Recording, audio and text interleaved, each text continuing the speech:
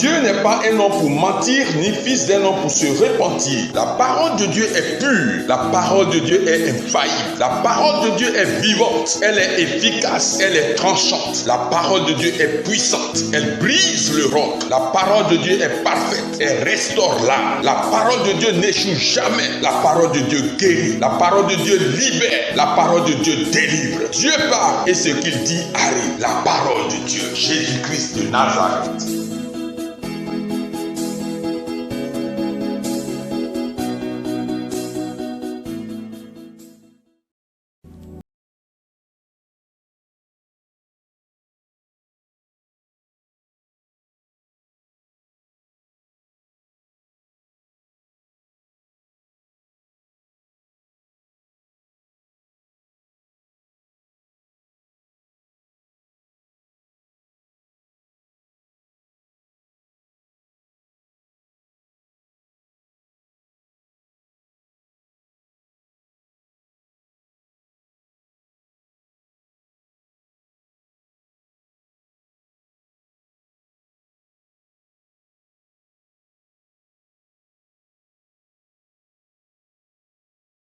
Tu m'as donné la force et la joie de vivre. Seigneur Tout-Puissant, tu as manifesté ta miséricorde dans nos vies. Au moment où nous n'espérions même pas vivre, tu as tendu ta main et tu nous as sortis des filets de la mort.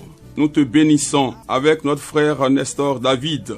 Bien-aimés du Seigneur, nous continuons nos enseignements sur le chapelet du crucifié. Je sais que le chapelet continue de faire des merveilles dans les familles, dans les vies. Nous allons recevoir encore vos témoignages, vos contributions pour aider plusieurs personnes à sortir de leur situation. Alors retenez que le chapelet du crucifié est un ensemble de 4 éléments. Ces 4 éléments sont très importants. Le premier élément dans le chapelet du crucifié, c'est la méditation du chapelet. Le deuxième élément qui compose l'ensemble, c'est l'action de grâce. Après les 100 grains de notre Père, il y a une action de grâce et cette action de grâce est bâtie sur la passion de Jésus-Christ. Le troisième élément qui est très important aussi, c'est la messe. La messe est le sommet des prières. La messe fait partie de la méditation du chapelet du crucifié. Le quatrième élément, c'est le témoin rendu à Jésus-Christ, l'auteur des signes que nous recevons dans la méditation du chapelet du crucifié. Aujourd'hui, donc, nous allons nous attarder sur ce quatrième élément, l'importance du témoignage rendu à Jésus-Christ.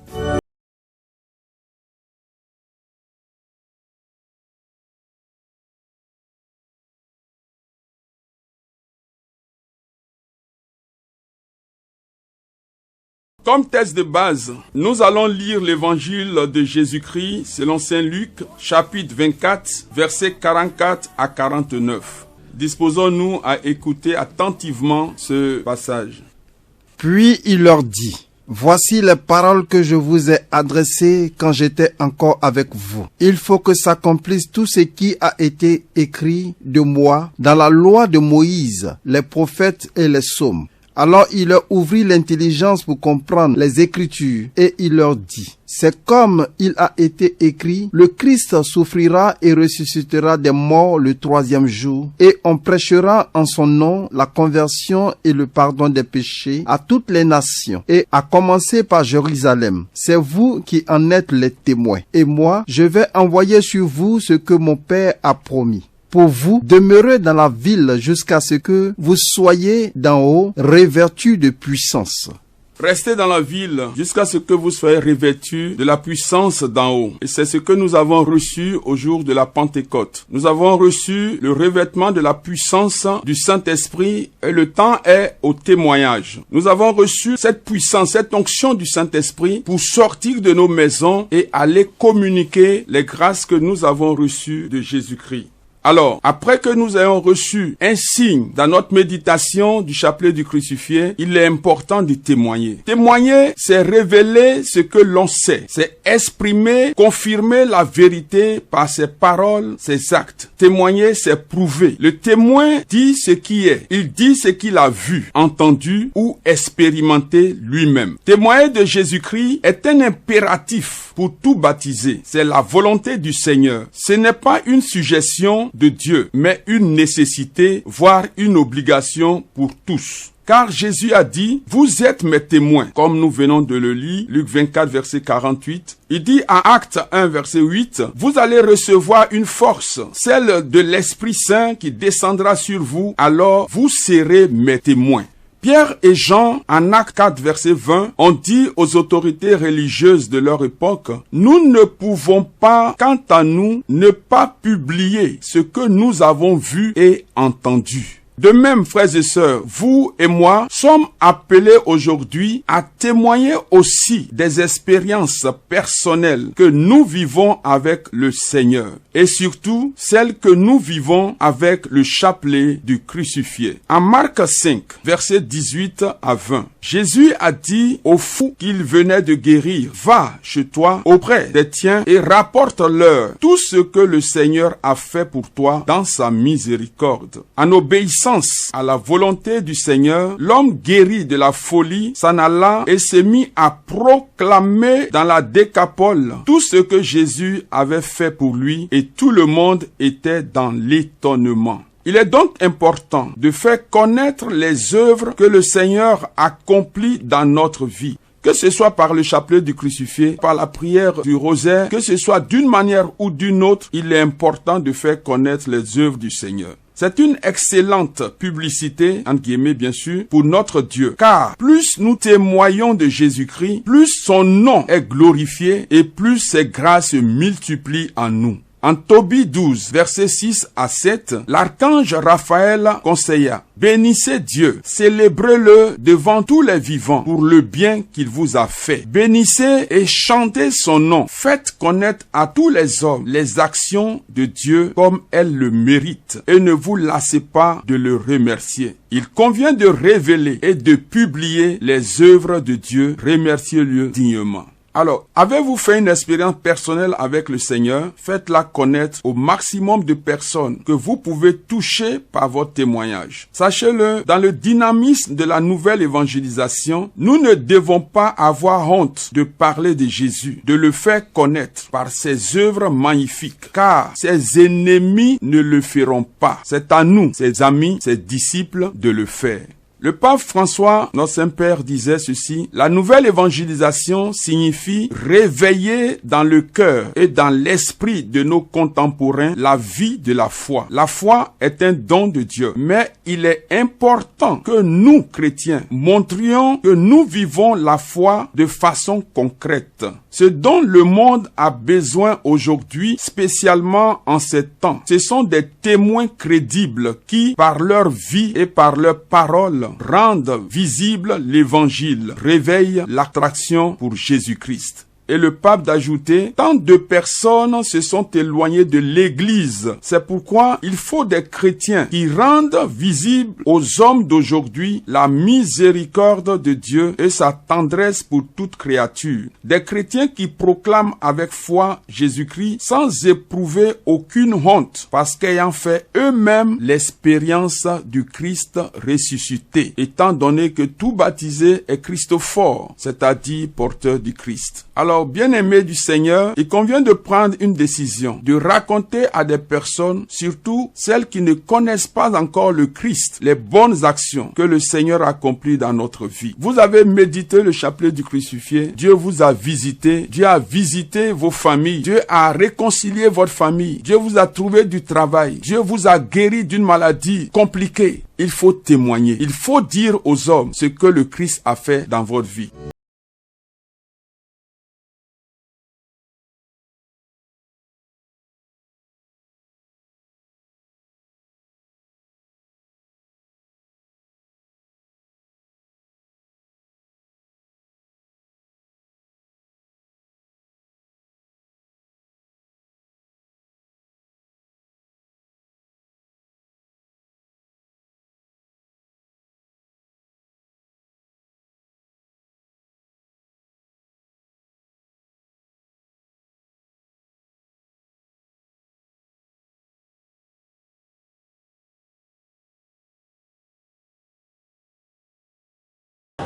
Je suis Madame Brigitte.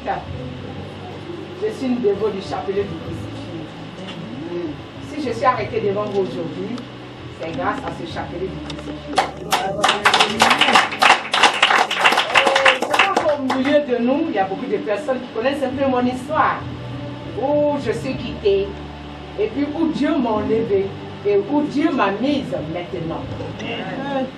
Alors, vraiment, comme hier, le modérateur le disait à la radio, il est bon de rendre grâce à Dieu en tout temps, en toutes circonstances, pour tout ce qu'il fait pour chacun de nous. Amen. Et à travers l'archange Raphaël, il y a des choses qu'on ne doit pas cacher. Ce que Dieu a fait, on ne peut pas cacher ça. On peut cacher peut-être ce qu'un homme a fait, on peut le cacher discrètement sans que personne ne sache. Mais ce que Dieu a fait pour toi, il faut que tu glorifies son nom, pour que tout un chacun sache que le Dieu que tu pries, c'est un Dieu qui est vivant. Amen. Donc moi, le Dieu que je prie, c'est un Dieu qui est vivant. À travers la méditation du chapelet du crucifié, Dieu, il est bon. Amen. Dieu fait tellement des merveilles. Alors en cela, j'ai quand même un peu fredonné. Je vais vous donner un cantique par rapport à tout ce que Dieu a fait pour moi. Donc je vais chanter un peu. Et quand je finis de chanter, là je vais rendre maintenant les différents témoignages que Dieu a fait pour moi.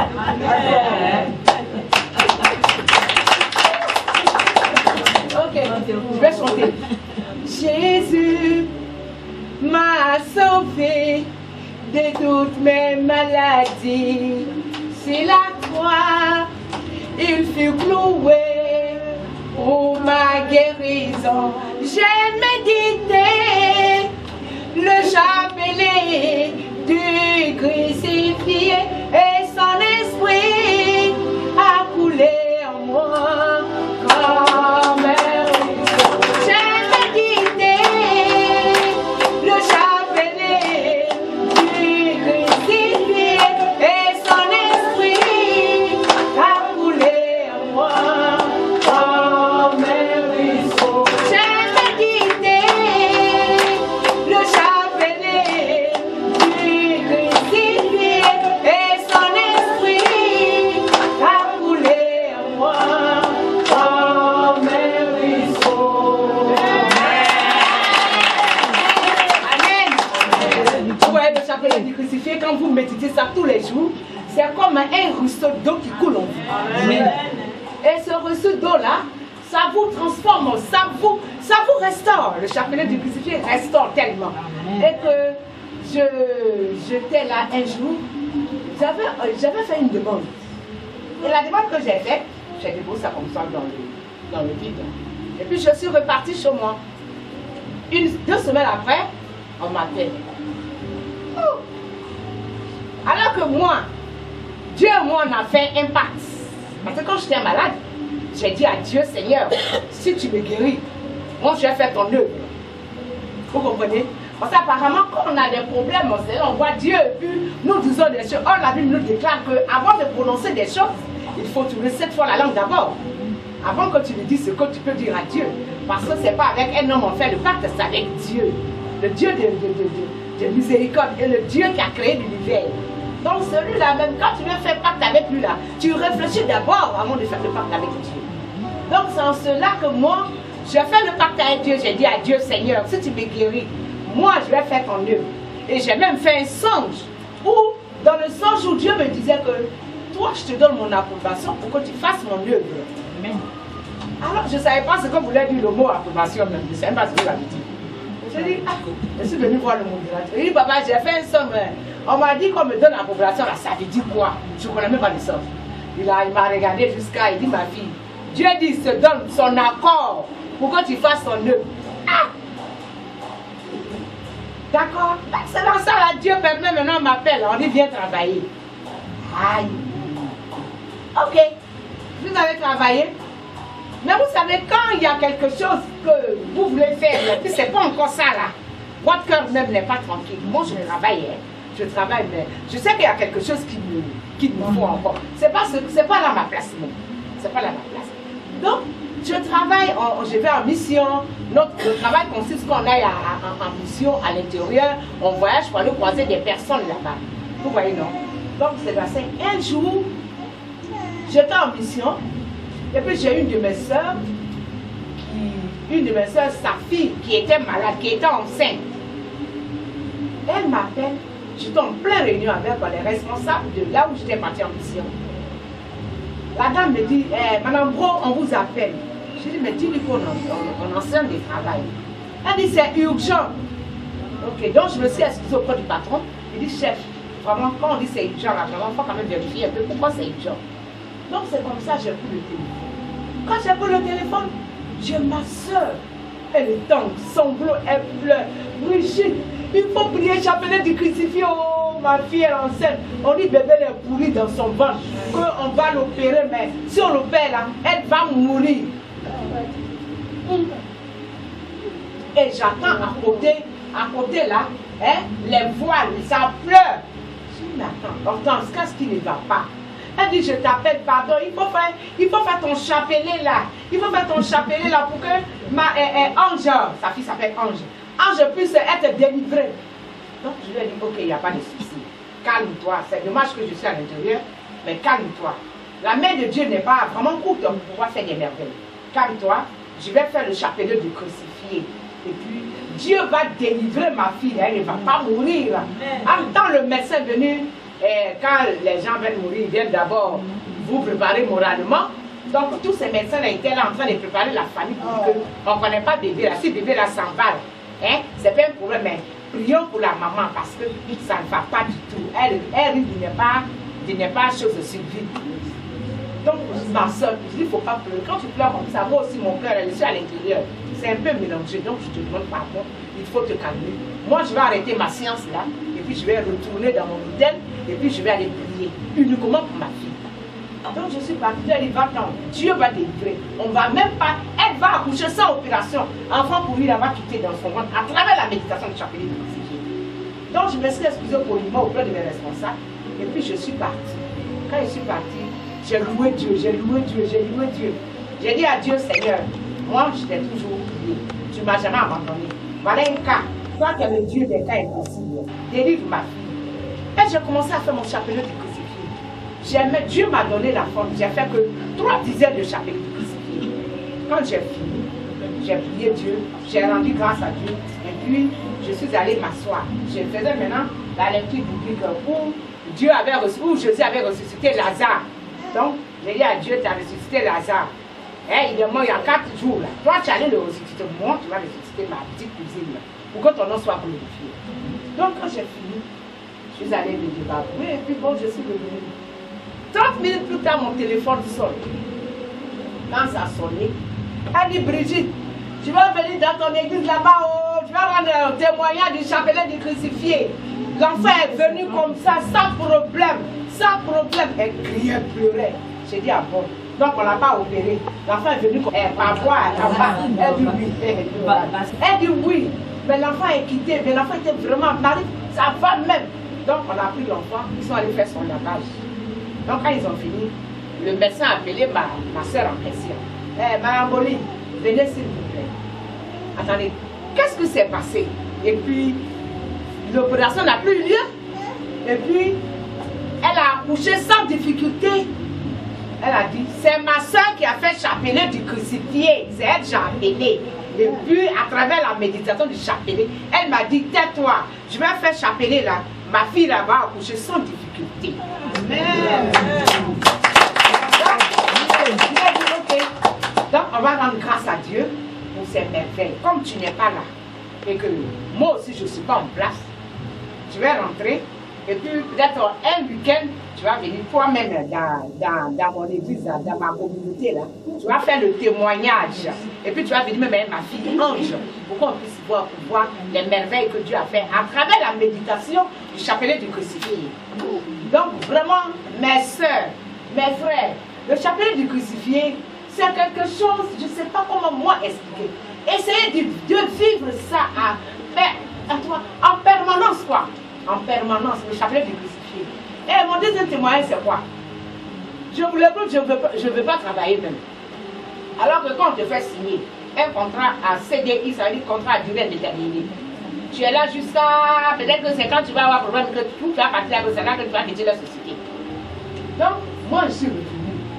Mon cœur n'était pas tranquille. Je dis, hey Seigneur. Je ne sais pas, on m'appelle de partout pour faire chapelet du crucifié. En tant que moi-même, je ne suis pas habillée ici. Je t'en prie, je ne veux même pas même rester, je ne veux plus travailler même là-bas même. Or, on dit que quand tu signes un contrat à durée indéterminée, là, c'est pas toi maintenant qui... Quand c'est comme ça, là, on va te dédommager. Puis, c'est pas eux qui te cherchent, c'est toi-même qui t'en vas avec le contrat. C'est bien précis, indéterminé. Comment je vais faire, Seigneur? Aide-moi. Parce que moi-même, là, je travaille, hein, mais mon cœur, même à l'intérieur, là, c'est pas ce que je veux faire. Donc, aide-moi, s'il te plaît. Et j'ai commencé mon chapelet du crucifié. Je devais rentrer le vendredi. Je devais rentrer le vendredi. Et puis lundi, on avait une réunion au travail. Donc je suis rentrée vendredi. Samedi, je me suis débarbouée. Mon patron est venu. Il dit, ah, bonne arrivée, Madame Bro. Ça va? Et ta nièce, c'est pour qui on t'a appelé là? Il dit, ça va très bien. Et puis il me dit, mais attends, j'ai comme l'impression que les gens t'ont fait trop de partout. Et le chapelet du crucifié, alors c'est quoi? Et puis genre, il dit, patron, vas-y, ça ici. Mais peut-être un jour, j'aurai le temps de méditer ça pour voir comment on fait. Et le lundi matin, on allait, moi j'ai médité mon chapelet, j'ai dit à Dieu d'incliner le cœur de ma responsable pour que moi, je puisse vraiment arrêter le travail. Parce que moi-même, mon cœur n'est pas sur ce que je fais. Je veux faire l'œuvre de Dieu. Mon cœur n'est pas sur ce travail-là. Ou alors, Seigneur, tu fais de sorte que je suis en place. Comme ça, je suis à Abidjan, je viens à la communauté, je fais ton œuvre, et puis, si c'est pour travailler là, à Abidjan, là, je suis d'accord. Mais à l'intérieur, là, je refuse. Donc, c'est comme ça que je suis venue. Et puis, un lundi, on a une grande réunion. Parce que quand on va en mission comme ça, on fait la réunion pour donner les points. Donc, c'est comme ça. Moi, j'ai été auprès de ma patronne. Je lui ai dit, patronne, vraiment, s'il vous plaît, je veux arrêter de travailler. Elle dit, comment ça? Par rapport à tes pieds? Je dis oui, par rapport à mes pieds. Je me dis, ah, d'accord, si c'est ça, il n'y a pas de problème. Mais je crois que tu as commencé les pieds là, ça va, puisque tu as bon le métier. Je dis oui, patron, mais vraiment, c'est pas ça. Oh, le travail qu'on fait là, il faut bouger beaucoup pour voir comment je bouge comme ça les pieds. Ça là, on n'accepte pas au bail, c'est un contrat à durée déterminée. Et puis pour toi là, moi j'accepte là, vraiment. Ah, il faut partir, viens décharger. Et puis, il faut partir. Ce qu'on doit te donner là, on va te donner, tu vas décharger, puis tu vas partir. Donc, il a dit merci à tout le personnel et merci à la patronne. Et puis, je suis partie. Quand je suis partie, le lendemain, mon DAF m'appelle. Bro, on m'a dit que tu es parti du bon. Il dit, tu as fait comment? Non, je demande la paix. J'ai dit à la patronne que comment je voulais plus travailler. Il dit, où? Il a pris le monde. Et toi, tu as quitté où? Pourtant, il y a eu 10 personnes qui ont demandé le départ. Elle a refusé. Mais toi, tu es comment? Il lui a dit, moi, c'est Jésus-Christ de Nazareth. Il dit, non, je rends gloire à ton Dieu que tu pries. Donc, le lendemain, 2 jours après, je suis venue dire merci, j'ai déposé ma lettre et tout. Et puis, je suis repartie à la maison. Quand je suis repartie à la maison, il y a un monsieur qui m'avait vu malade. Et j'en ai parlé au modérateur. Il dit, il veut voir le modérateur. Donc, il a appelé le modérateur pour prendre rendez-vous avec le père Kamé et puis le modèle lui-même. Donc, il m'a dit, bon, Madame Bro, il faut aller me prendre les documents avec ton modérateur, ce que tu fais là. Et puis, tu as guéri tout ça là. Il faut prendre ça. Moi, tu vas m'amener. Voilà les documents qui sont là. Donc, j'ai pris le document de monsieur. Bizarrement, j'ai pris le document. Le monsieur ne vient pas. Les documents sont avec moi. J'ai poussé avec mon modérateur. Il faut très bien que l'argent rentre là. Il dit non, l'argent là, ça va rentrer. J'ai peur même de t'approcher. Je dis moi, hein? Qu'est-ce que j'ai fait? Il dit non. Le chapelet là même là, le chapelet en lui-même, à travers toi, ton chapelet que tu es là même, j'ai peur. J'ai peur, je ne peux plus prendre le document là. J'ai même peur même. Alors je lui pose la question. Il y a quel souci? Vous-même, vous n'êtes pas trop, hein? Il dit, Madame Bro, il faut que je vous dise la vérité. Le jour où je suis partie chez vous, il y a quelque chose qui m'a secoué un peu. Il y a quelque chose qui m'a secoué. Donc je me suis dit quoi? Si je prends le document là, c'est que j'aurai tous les problèmes. J'ai dit, hein? Quand il m'a dit ça, ça m'a un peu fatiguée parce que je me suis dit quoi? Je me suis dit que donc si je comprends, le chapelet que nous égrenons là, ne nous amusons pas avec ça. Franchement, Ce n'est pas quelque chose d'amusement que nous faisons. Le chapelet du crucifié, il y a trop de potentialité là-dedans. La fois dernière, j'ai un frère qui est venu me voir à la maison. Une grande sœur, si on ne vient pas te voir là, on a peur d'arriver même chez toi parce qu'il y a quelque chose qui nous dérange un peu dans ta maison. Il dit, ah, mais il y a quel problème? Il y a quel souci? Il dit, non, vraiment ton chapelet du crucifié là, nous-mêmes on a. Mais nous on a peur aussi de rentrer dedans. Parce qu'on va rentrer dedans, peut-être ça va gâter, ça va nous faire du mal. Alors je lui dis, ah bon, ça te fait du mal comment? Dis-moi un peu, le mal que ça te fait là, dis-moi comment? Il dit, non, grâce à moi, il te dit la vérité. Moi-même là, je suis trop passé chez les féticheurs. Il dit, donc tu as raison. Tu as raison que ça va te faire du mal, tu as raison. Parce que le chapelet du crucifié là, c'est quelque chose qui gâte tout. Si tu as quelque chose quelque part que tu fais, je ne sais pas, qui ne confesse pas le nom de Dieu, ça détruit. Ça détruit. Donc c'est comme ça. Lui il est parti et puis il a confessé. Il dit qu'il ne peut pas. Non mais ça s'appelle hier. Il dit Madame Bro, le document là, j'aimerais que tu redonnes ça à ton responsable. Parce qu'en toute sincérité, je ne suis même pas digne même de le toucher à ce document. Il dit merci beaucoup. Merci. Je vais donner ça à mon responsable pour dire que mon document là dit qu'il ne peut pas parce qu'il y a le feu qui est dedans. Simple pouvait ça la même là. Il a peur parce que le jour venait sur moi. Et puis je lui ai dit comment Dieu m'a guéri à travers la méditation du chapelet du crucifié. Il dit non, que lui, il a mal à la tête. Donc imaginez un peu si lui prend tout le document là. C'est qu'il y a beaucoup de choses que ça va gâter. Amen, amen, amen.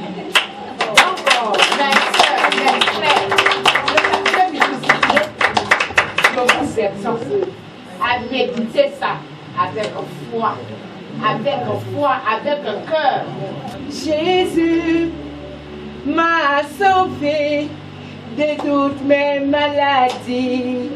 C'est la croix, il fut cloué pour ma guérison. J'ai médité le chapelet du crucifié et son esprit a coulé en moi comme un ruisseau. J'ai médité le chapelet du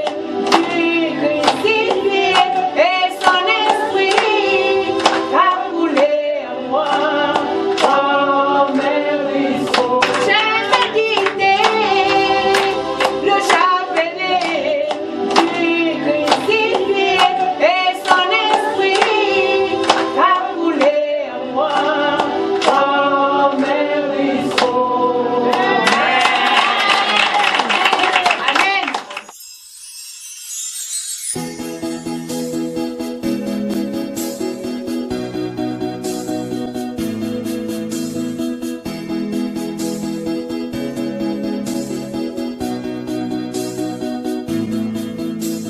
Dieu n'est pas un homme pour mentir, ni fils d'un homme pour se repentir. La parole de Dieu est pure. La parole de Dieu est infaillible. La parole de Dieu est vivante. Elle est efficace. Elle est tranchante. La parole de Dieu est puissante. Elle brise le roc. La parole de Dieu est parfaite. Elle restaure l'âme. La parole de Dieu n'échoue jamais. La parole de Dieu guérit. La parole de Dieu libère. La parole de Dieu délivre. Dieu parle et ce qu'il dit arrive. La parole de Dieu, Jésus-Christ de Nazareth.